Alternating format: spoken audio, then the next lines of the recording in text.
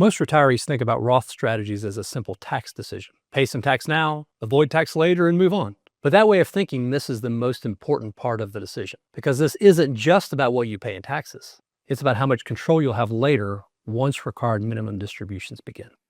See, here's what often gets overlooked. Every dollar that stays in a traditional IRA or 401k doesn't just grow over time. It also increases the amount of income you'll eventually be forced to take, whether you need it or not.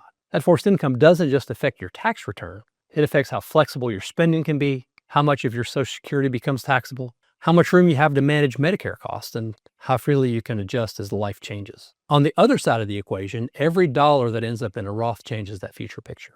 Not because it avoids taxes entirely, but because it removes a future requirement. That's the real trade-off most retirees don't see. This isn't about tax now versus tax later. It's flexibility later versus forced income later. Many retirees don't realize which side of that trade-off they're on until RMDs are already dictating their plan. Hi, I'm Doug Mintzer, president of the Mintzer Group. Today, I want to walk you through the overlooked trade-off between RMDs and Roth strategies, and why this decision can quietly cost retirees years of flexibility if it isn't addressed early enough. We'll talk about what RMDs really take away once they begin, what Roth strategies actually give you beyond tax savings, and why this decision is less about being aggressive and more about preserving options over time. If this is helpful, make sure to like the video, subscribe, and leave a comment below. Okay, number one, why this isn't really a tax debate. Let's Roth conversation start with one question. Will taxes be higher or lower in the future? That's a reasonable place to start, but it's not where the real impact shows up. Because RMDs aren't just a tax issue, they're a control issue. Before RMDs begin, income is largely optional. You decide when to take it. You decide how much to take. You decide how it fits into the rest of your plan.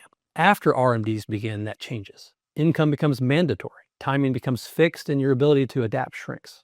The IRS doesn't ask whether the timing makes sense for you. It simply requires distribution. Roth strategies don't just change how income is taxed. They change who gets to decide when income shows up later in retirement.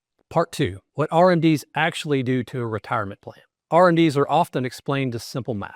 You reach a certain age, you take a required percentage, you pay ordinary income tax. But that explanation understates the impact. Once RMDs begin, several things change all at once. Taxable income becomes less optional, income spikes become more likely, and planning becomes reactive instead of proactive.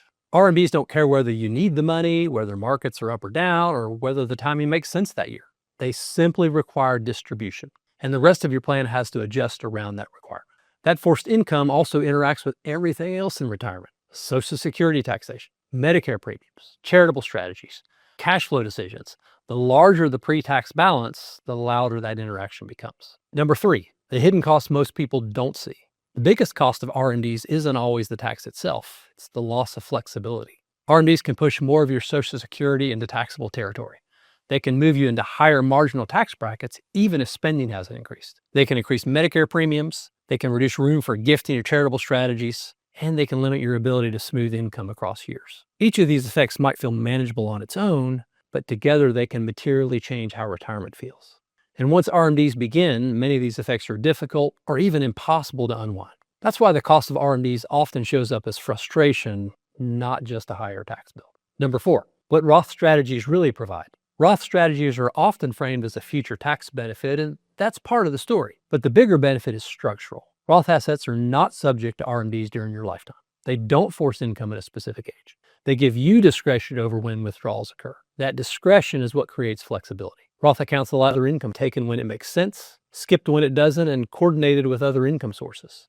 They don't eliminate taxes, they preserve choice. And choice becomes more valuable as retirement progresses and life becomes less predictable. Number five, the real trade-off most retirees miss. Here's the trade-off retirees rarely see clearly. Keeping money in pre-tax accounts means deferring taxes now in exchange for forced income later. Using Roth strategies may mean paying some tax earlier in exchange for control later. Now, neither choice is automatically right or wrong, but every plan makes a choice, intentionally or not. Many retirees default into RMD-heavy plans simply by doing nothing. They didn't make a mistake, they just never evaluated the trade-off. And once RMDs begin, that trade-off becomes permanent. Number six, why this decision gets harder over time. See, early in retirement, Roth decisions often feel optional. Income is lower, flexibility is high, and there just doesn't seem to be urgency. But each year that passes, account balances grow. RMD percentages increase and the cost of future flexibility rises. The window for meaningful impact is usually before RMDs begin. Once RMDs start, Roth strategies don't disappear, but their leverage is reduced. The earlier the planning window, the more control you have over how the plan ultimately behaves. Number 7, a common retirement scenario. We often see retirees who delayed Social Security thoughtfully, live modestly in early retirement, and let traditional accounts grow untouched. On paper, everything looks fine, but then RMDs begin.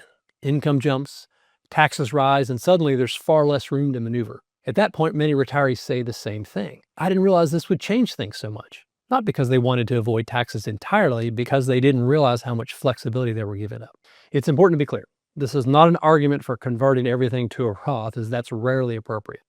The real question is balance. How much income do you want to be forced to take later? How much do you want to control? A plan built entirely around RMDs behaves very differently from one that includes meaningful Roth flexibility.